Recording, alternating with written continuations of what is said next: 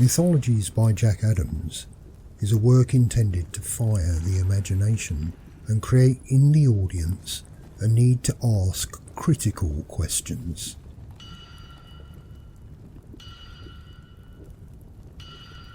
Mythologies is a community in which we understand that the world is not made of one voice or one opinion. Here we know the value of having our ideas challenged and have the strength of character to change our minds. If you cannot change your mind, then how can you evolve? Mythologies presents Vulcan, the mythology of global capitalism. Introduction. Beyond the caldera. Deep within the bowels of the earth, underneath the bleeding lava mountain, the ancient blacksmith hammers out the production of his shop, lighting up the shadowy caves with the flashing light of steely sparks. In unrelenting sweat and toil, he fashions the tools and creates the markets. He forges the chains of men and locks them to the profit of labour. Vulcan cares not for mortal suffering. The screams of the slaughtered, sacrificed lives are a symphony of success to his ears, as the bellows breathe white melting heat into his furnace. The liquidity of his metals is all that concerns him. Acrid smoke and poisonous air turn his heart to charcoal blackness as his leathery fingers grip the hammer and he bludgeons out the economy of purpose from the darkness of his soul. In his capital, Vulcan is god of the dreadful wealth which buys humanity and sells an indecent, fleeting power as the entry price to the palace of delusions. All who kneel in awe at his altar have renounced the lives of millions as a disposable token for the success of their ambition. On the 26th of May 2020, Kalle Wahlquist reported in the Guardian newspaper a story titled "Rio Tinto blasts 46,000-year-old Aboriginal site to expand iron ore mine." Wahlquist details how the global mining corporation destroyed a site of ancient human cultural significance to obtain iron ore and questions the process of how legal permissions were obtained for such destruction. A question of process and legislation which the corporate mind rejects and claims that there was no wrongdoing. Wrongdoing, a word manufactured by an unholy alliance of risk managers and liability lawyers. In this action can be seen the essence of the truth about the Western capitalist relationship with the indigenous heritage of the planet. Put in starkly blunt terms, indigenous people and their cultures have very little leverage on the balance sheet. Their value is purely nominal and only of meaning when it can be found in the accounts of the industry of tourism. In all other respects, the asset value of the oldest form of human culture is not worth more than the paper and ink in anthropology books. Any claim by capitalism that it has a deeper understanding of indigenous communities is false. Wrong thinking. No viable market can reach remote stone galleries. The artefacts on their walls could not be transported to a museum shop, and any branding potential was stolen for profits long ago. Proclaimed corporate concern for indigenous rights must be a claim made subject to vigorous interrogation and pronounced wrong saying. While some may feel moral outrage in this description of capitalist actions, no devout capitalist could ever understand or empathise with such emotional indignation. Morality is a matter of metaphysics, and as such has no place on the balance sheet. Consequently, the devout capitalist cannot place or use morality unless it has a dollar value as a facet of advertising and marketing. If a thing does not make money and yield profits, then it has no purpose, and in the reality of the corporate mind, it does not exist. Whilst this may appear to be a cynical assessment of the capitalist theory and practice, to any rational scrutiny, it's simply a statement of fact. There is no place for costly emotion here. No judgment is cast or crime detected. In this evaluation of global capitalism, we are only interested in a raw history, stripped of all mythology, save that of the symbolic Vulcan. Such facts of life should be considered with maturity of understanding and purpose. We need to conduct an adult debate about the history and the culture of global capitalism.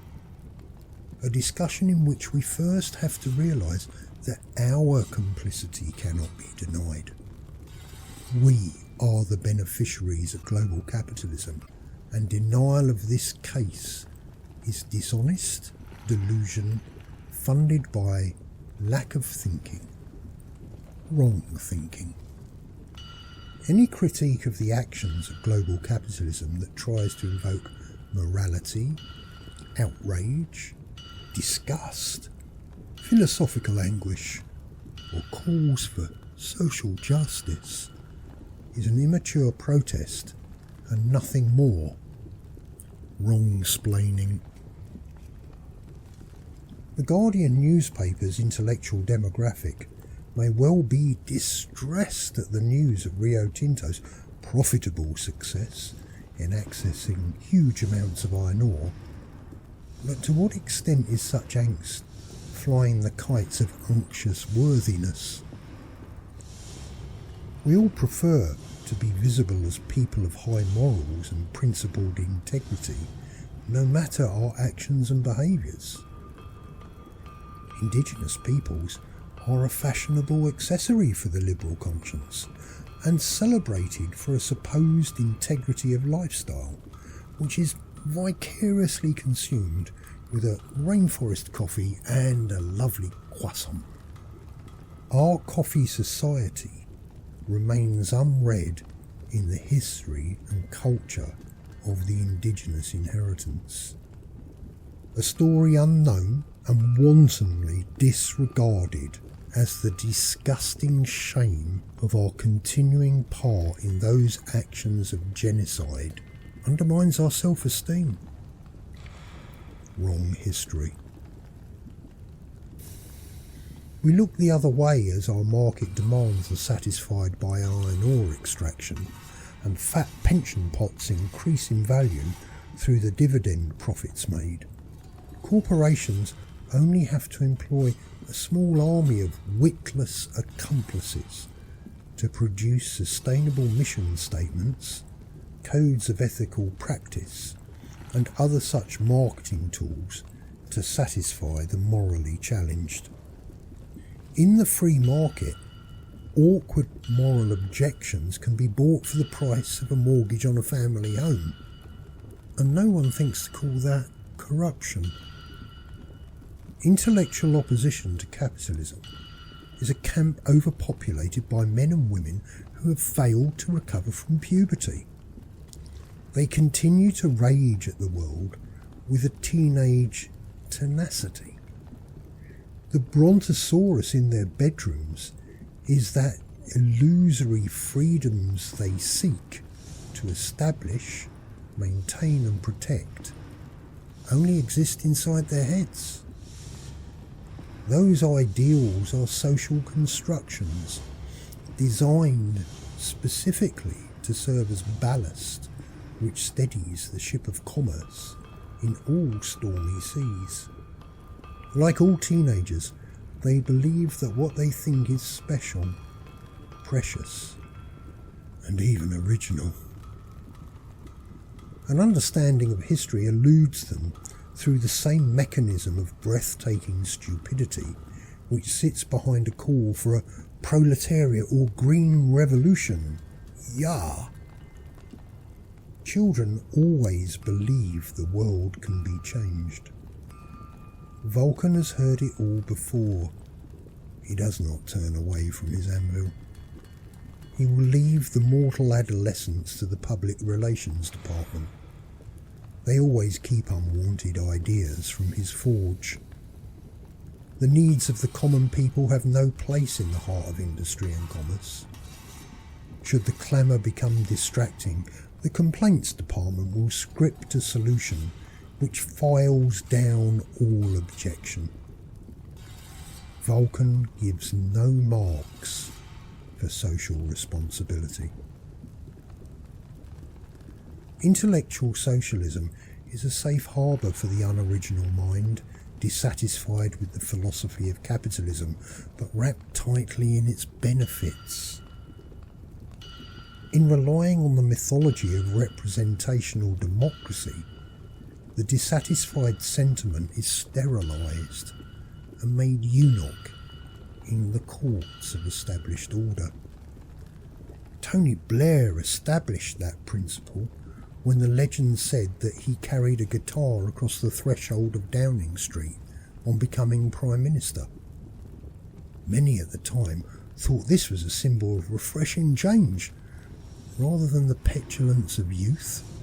Nobody would ever have imagined Margaret Thatcher strumming Stairway to Heaven in her Westminster bedroom, any more than they foresaw Blair's cold-blooded assassination of left-wing politics.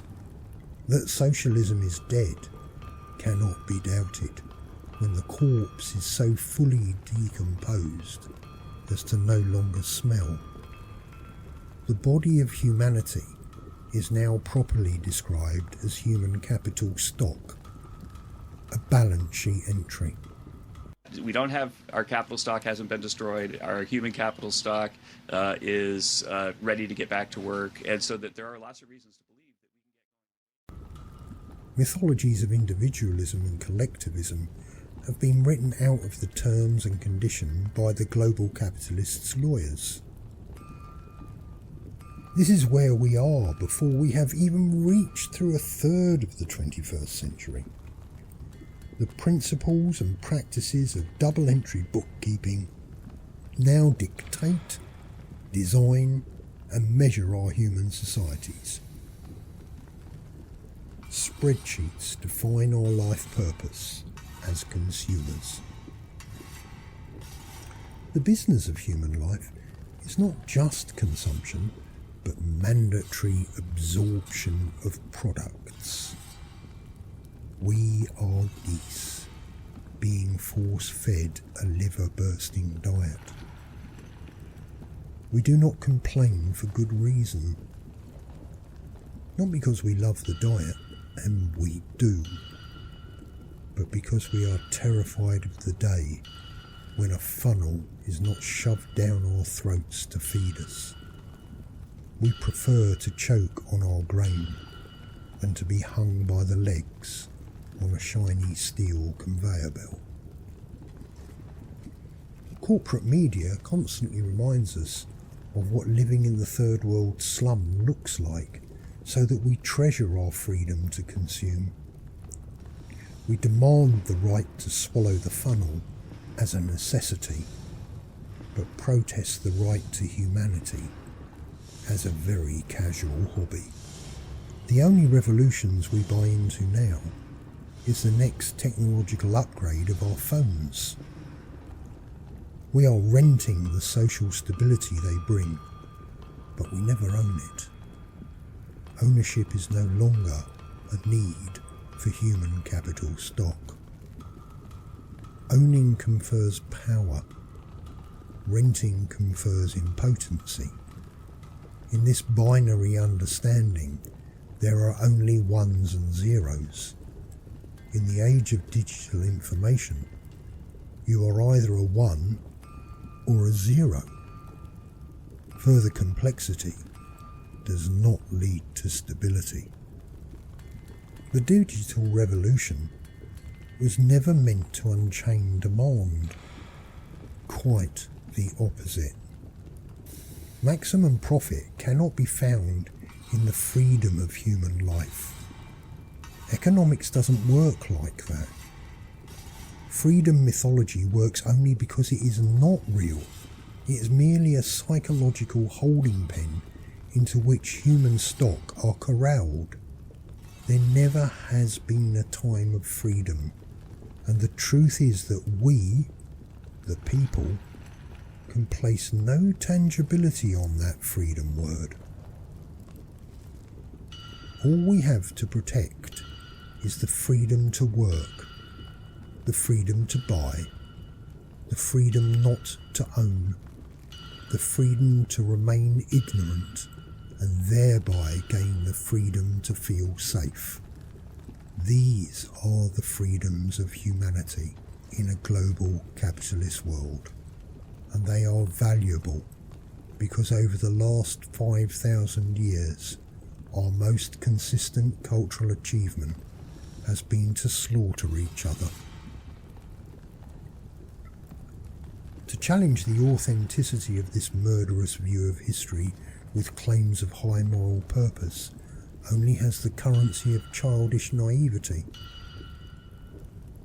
If there is going to be a challenge to the global corporate model and its capitalist mythology, then it has to be a mature challenge, rather than pampered children claiming that it isn't fair. Life has never been about what is fair or what is just. Nowhere in history can we see any evidence that the creation of laws has had a purpose other than to serve the interests of power.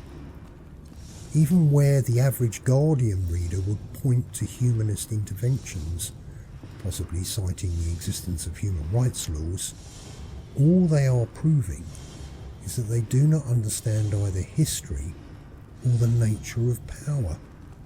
A challenge from such dull positions cannot succeed, and the lesson of history has to be that challenges to power mounted from principles have always failed. Revolutionaries have always been open to mergers and acquisitions. The guillotine or the firing squad are the only reward for the children of the revolution. In their bedrooms they sit on their brontosaur and look about them for dragons. They can afford the search for such impossible beasts because food is on the table, the car is in the driveway, and the next holiday is already booked. They rent principles, but they never own them. This liberal humanist mindset and its socialist inclinations creates a heavy burden of cost. Comfortable consciences dabbling with idyllic models of human politics never find themselves paying the price of their intellectual failure. The ordinary people they fraudulently claim to represent are always the ones whose lives are compromised, damaged or destroyed. The Putu Kuntu, Karama and the Pinikuru traditional owners have had to pay Rio Tinto the high price required for the freedoms we enjoy. We are disconnected from the consequence of our own actions. Inability to connect one thing with another is not just a blind spot, but a fundamental disability of purpose and vision. Astride the brontosaurs, we accuse the system of global capitalism with a dehumanising corruption which favours only the very wealthy, the fabled 1%. The ones, not the zeros. In the victimisation of the 1% of wealth owners, we cast ourselves in the role of non-abuser of the world's poor. 1% of 7 billion people is 70 million people, more than the population of the 5th largest economy in the world. Hiding behind this 1% is a strategy for intellectual cowards. Most of us are part of the 1%, or so near to its wealth as to be indistinguishable to the mother who is baking clay as food for her children. In the hierarchy of suffering, we are far from the base and close to the apex, but only ever look upwards to complain. Failing to understand the concept of hierarchy in history is just a promotion at leaflet level of comprehension of the human story. An equal absence of an understanding of mathematics avoids the logarithmic implications of that 1%. Being unable to read history or to count poverty allows an individual to absent themselves from any causal relationship with suffering. It is not their fault that, according to reputable sources, 21,000 children die each day of poverty and associated ills. This is not the fault of the socialist humanitarian, because they are the champions of the human rights of those little corpses. This is the asset class, a segment of the human demographic which values status above integrity, but then claims the opposite. They lie, they cheat, they deceive everyone, including themselves. Unable to recognise that your own role is part of the construction of the oppression of the world's poor invalidates authenticity and credibility claimed in any critical discourse thereby produced. The clever, astute, accomplished asset class thinker will now describe all the holes and flaw lines in this proposition, but as they finish speaking, 21,000 children will have died, and all they have said will not prevent that. They are impotent in everything but the justification of their own importance. History tells us so, because tomorrow 21,000 children will die of extreme poverty.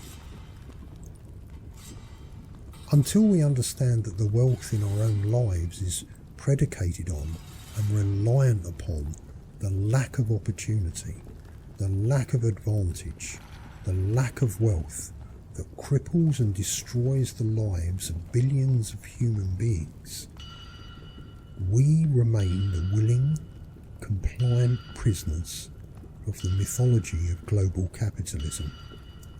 If there is to be a robust critique of capitalism, a counter-discourse which has a body of credibility and an opportunity to effect change in our world, then such an argument has to be one made based on a fundamental and deeply entrenched foundation, the comprehensive understanding of the process of mythology within the human psyche.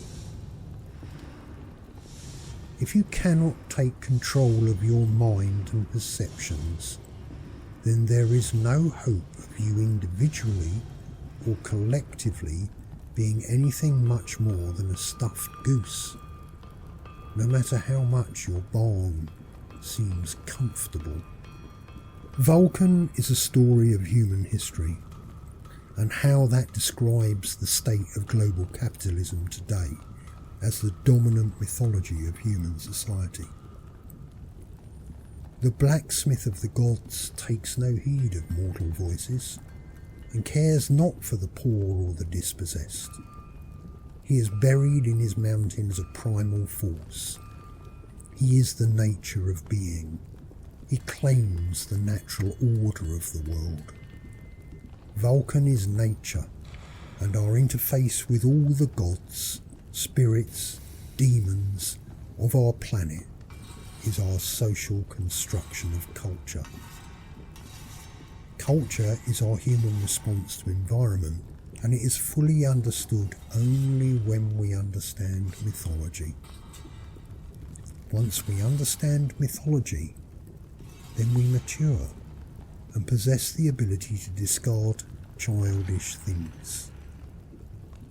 This is our hope for a future different from our history. In the next part of Vulcan, entitled The Forging of History, we shall be looking at the relationship between religion and mythology. Don't forget to subscribe if you enjoy Mythologies. Thanks very much.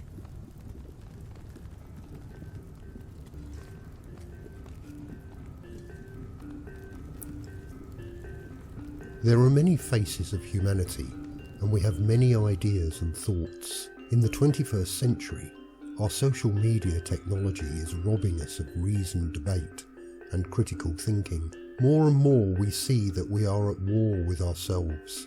Mythologies is a space where we can consider different ideas without becoming fractious. Welcome to Mythologies by Jack Adams. Welcome to the freedom to disagree respectfully.